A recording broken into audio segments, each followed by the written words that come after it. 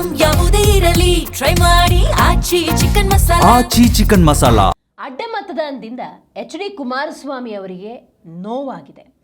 ಈ ನಿಟ್ಟಿನಲ್ಲಿ ನಾವು ಮತ್ತು JDSನವರು ಗಂಭೀರವಾಗಿ ಈ ವಿಷಯವನ್ನು ತೆಗೆದುಕೊಳ್ತೇವೆ. BY ವಿಜಯೇಂದ್ರ ಅವರು ಈ ಅಡ್ಡ ಮತದಾನಕ್ಕೆ ಸಂಬಂಧಪಟ್ಟಂತೆ ತೆಗೆದುಕೊಂಡಿರುವಂತಹ ನಿರ್ಧಾರ ಇದೆ. ಹೌದು, ಪರಿಷತ್ ಚುನಾವಣೆಯಲ್ಲಿ ಕಾಂಗ್ರೆಸ್ಗೆ 5 ಮಂದಿ ಗೆದ್ದಿದ್ದಾರೆ ಅನ್ನೋದಾದರೆ BK ಹರಿಪ್ರಸಾದ್ 30 ಮತ, ತಿಪ್ಪಣ್ಣಪ್ಪ ಕಮಕನೂರ್ 30 ಮತ, KV ಮೋಹನ್ 29, ವಿನಯ್ ಕಾರ್ತಿಕ್ 32, ಶಿವಣ್ಣ ಮಳವಳ್ಳಿ 30 ಮತಗಳು ಅನ್ನೋದಾದರೆ, ಅದರಲ್ಲೂ ನೋಡಿ ಲಿಂಗರಾಜ್ ಪಾಟೀಲ್ BJP 27 ಮತಗಳು, ರಘು ಕೌಟಿಲ 29 ಮತಗಳು.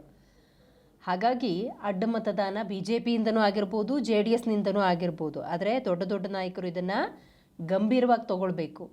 ಆ ನಿಟ್ಟಿನಲ್ಲಿ ನಾವು ಗಂಭೀರವಾಗಿ ತಗೊಂಡು ಇವತ್ತು ಅಥವಾ ನಾಳೆ ನಮಗೆ ಗೊತ್ತಾಗ್ಬಿಡುತ್ತೆ ಯಾರೆಲ್ಲ ಕ್ರಾಸ್ ವೋಟಿಂಗ್ ಅಂತ ಹೇಳಿ. ಈ ಘಟನೆ ಆಗಬಾರ್ದಿತ್ತು, ದುರಾದೃಷ್ಟವಶಾತ್ ಆಗಿದೆ. ಯಾರೆಲ್ಲ ಆಟ ಆಡಿದ್ದಾರೆ ಅನ್ನೋ ಮಾಹಿತಿ ಇದೆ ಅಂತ BY ವಿಜಯೇಂದ್ರ ಹೇಳಿದ್ದಾರೆ.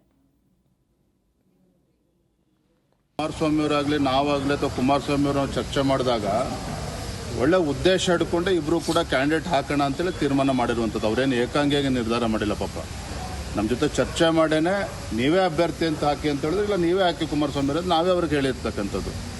ಅವರೇನು ಒತ್ತಾಯಪೂರ್ವಕವಾಗಿ ಅವರೇನು ಹಾಕಿಲ್ಲ. ಈ ಎರಡೂ ಪಕ್ಷಗಳು ಕೂತು ತೀರ್ಮಾನ ಮಾಡೇ ಆಗಿರುವಂಥದ್ದು.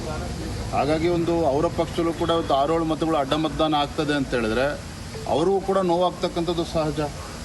JDS ಪಕ್ಷಕ್ಕೆ ಎಷ್ಟು ನೋವು ಬೇಸರ ಆಗಿದೆ, ನಮಗೂ ಕೂಡ ಅಷ್ಟೇ ಬೇಸರ ಆಗಿದೆ. ನಾವು 2 ಸ್ಥಾನಗಳನ್ನು ಗೆದ್ದಿರ್ಬೋದು, ಆದರೆ ನಮಗೂ ಕೂಡ ಅಪಮಾನ ಆಗಿದೆ. ನಮ್ಮ ಶಾಸಕರು ಕೂಡ ಅಡ್ಡ ಮತದಾನ ಆಗಿದೆ.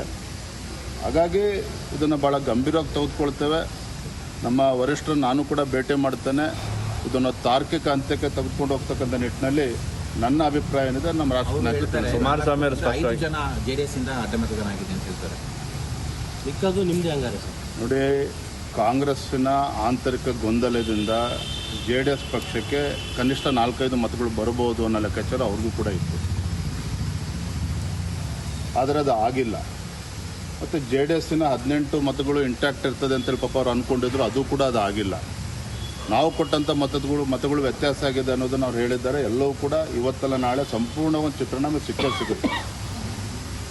ನಮ್ಮ ಶಾಸಕರು JDS ಪಕ್ಷಕ್ಕೆ ಅನ್ಯಾಯ ಮಾಡಿದ್ರು ಕೂಡ ದ್ರೋಹನೇ, ತಾಯಿಗೆ ಮೋಸ ಮಾಡದಂತೆ. BJP ಶಾಸಕರು ನಮ್ಮ BJP ಅಭ್ಯರ್ಥಿಗೆ ಮೋಸ ಮಾಡಿದ್ರು ಕೂಡ ಅದು ತಾಯಿಗೆ ಮೋಸ ಮಾಡದಂತೆ. ಹಾಗಾಗಿ ಇದನ್ನು ಭಾಳ ಗಂಭೀರವಾಗಿ ಪರಿಗಣಿಸ್ತಾರೆ. ಇವತ್ತೆಲ್ಲ ನನಗೆ ಅರಿವು ಬಂದಿರೋದು. ನಾನು ಕೂಡ ಒಬ್ಬ ರಾಜ್ಯದ ಅಧ್ಯಕ್ಷನಾಗೂ ಕೂಡ ಪಕ್ಷದ ಆಂತರಿಕ ಬೆಳವಣಿಗೆಯನ್ನು ಗಂಭೀರವಾಗಿ ಗಮನಿಸ್ತಾ ಇದ್ದೇನೆ. ನಾನೊಬ್ಬ ಕಾರ್ಯಕರ್ತನಾಗೂ ಇವತ್ತು ಮಾತನಾಡ್ತಾ ಇದ್ದೇನೆ. ರಾಜ್ಯದ ಭಾಜಪದ ಅಧ್ಯಕ್ಷ ಕೂಡ ನಾನು ಮಾತನಾಡ್ತಾ ಇದ್ದೇನೆ. ನಾನು ಭಾಜಪ ಅಧ್ಯಕ್ಷ ಅನ್ನೋದಕ್ಕಿಂತ ಮುಂಚಿತವಾಗಿ ನಾನು